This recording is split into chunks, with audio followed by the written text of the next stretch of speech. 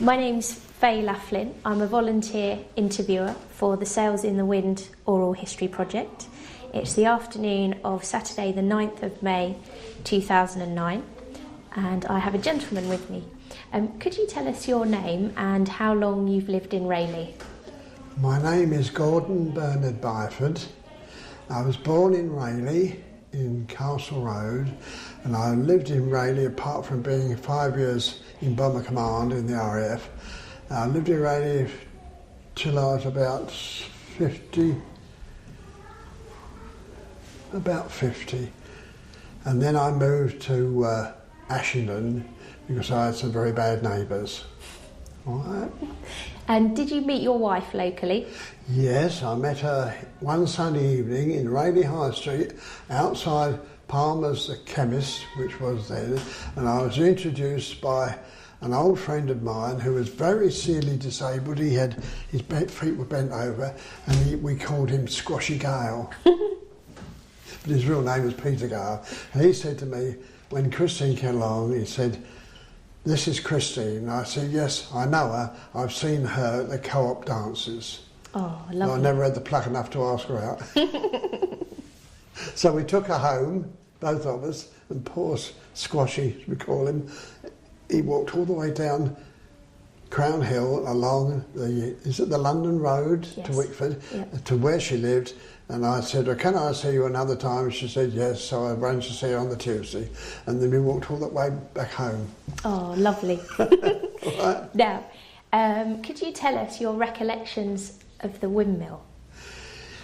Yes, the windmill had the sails off before I was born. So I never did see the old sails, but of course they are back on now. So the machinery in the ground floor, it was worked, I think, by either diesel or petrol engine. And it was worked, I think, one of the men's names was a Mr. Grigg. He was just one of them, but there were about 4 or 5, but I don't remember their names. But I remember Mr. Brown used to sit outside. He never went into anywhere near the machinery because he was wheelchair bound. He couldn't walk at all. He was outside, and I thought, oh, I'll keep clear of him. He looks a bit disagreeable. Apart from the wartime, and I helped my uncle deliver bread to the Mr. and Mrs. Brown. That's about all I know about the pre-war windmill, because it wasn't till after the war that it was renovated, new sails put up. All right. And you came here to do some repairs on the windmill? Yeah, that's right, yes. I think I was about 14, nearly 15, and I was apprentice carpenter to my grandfather, and he sent me and the carpenter that I was apprenticed with, Mr. Samuel Boozy, to repair the 3rd floor in the mill. So we came up, and the joists holding the floorboards were oak, and they were severely infected with woodworm and dry rot. So we started sawing out the rotten bits, and we thought we got them all clear by about the last 3 joists, and we decided that they were all right. But I was standing on one of them, and all of a sudden it cracked in half, and I fell from one floor to the other, about 10 feet. So Samuel Boozy rushed down and got a chair and said, "Sit on there, Gordon. In about 10 minutes you should be all right." Well, in about 10 minutes he came down and said, "You all right now?" I said, "Yeah, I think so, Sam." He said, "Come on then, back to work." And the interesting thing is that we're actually in the room, and we're sitting on the floor. Yeah, where I fell. Where you actually fell. That's so right. this and is where I actually fell was just over that corner. Wow. And that's where I went down. But I landed up somehow, not in the bottom corner, but over here. So I must have hit something on the way down. Yes. It sent me slightly on the skew. Could you tell me your grandfather's name, please? Yeah, John Thomas Byford. Lovely, thank you.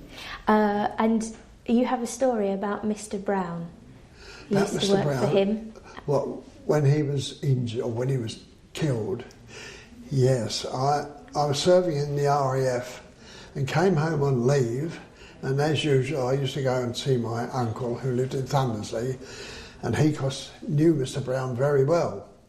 And he was talking to Mr Hobbs, who was the landlord of the public house next door. He was talking about this Mr Brown, and I said, what about him? And he said, oh, he's been blown up. So, good God, I said, he's been blown up? How was that? Oh, he said, they think his son did it because he was fed up with him treating his mother in a terrible way. So he said that's one way he got rid of him quickly. And they were all laughing about it.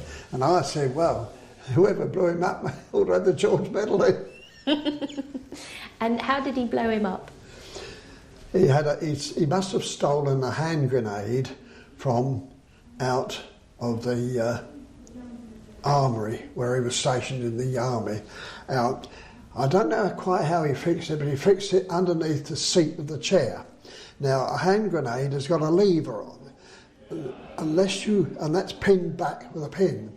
Unless you take that pin out, you can do anything with it, it won't go off. So he must have taken the pin out and kept that down, that lever somehow or other, so that when Mr Brown moved, that lever probably came up, see? And up he went.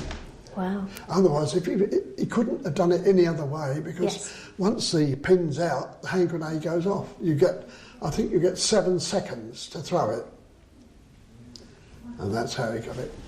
But the poor nurse, of course, she suffered with severe injuries, but she got better in the end. Of course, she was pushing his wheelchair at the time. Pardon? The nurse was pushing the wheelchair at the time that the grenade went off. She was pushing the wheelchair along Hockley Road. I think she got past the cemetery, just past it. I suppose, a 1 mile trip there, 1 mile trip back, that was his day's outing. Well, thank you very much, Okay. Mr Byford, for You're sharing welcome. your recollections of That's the all right. Rayleigh Windmill with us. Okay, fine. Thank you. Thank you.